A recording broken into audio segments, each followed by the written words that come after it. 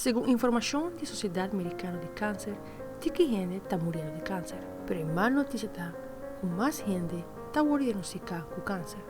Una persona cada 15 segundos.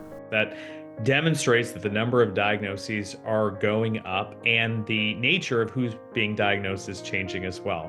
Para décadas largo, estaba reconocido que gente hombre estaba del grupo más grande que tenía cáncer, comparado con gente mujer, pero ahora está cambiando, especialmente gente mujer joven. Según un reporte, está informado que gente mujer más joven con 50 años de edad tiene un 82% más alto de sufrir de cáncer comparado con gente hombre. It does sound the alarm that patients, everybody, should be paying attention to the look and feel of their body and sharing with their doctors if anything seems off. Mientras que la edad está el factor de riesgo más grande, no te quita foco en gente joven, no te corre el riesgo. Pero es buena noticia está unos meses como persona por hacer algo. Promé, me se toma vacuna de HPV, vacuna AG para protegernos contra el futuro cáncer. CDC te recomendaba para muchos entre edad de 18 o 22, toma la vacuna AG.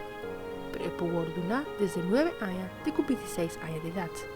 Siguiente punto, te hace un chequeo médico anual. Cáncer está tratable. Si el gordo detecta, trempan. Y por último, conocer el riesgo de cáncer. Esta fue Fabiola Ángela Hernández para Telenoticia.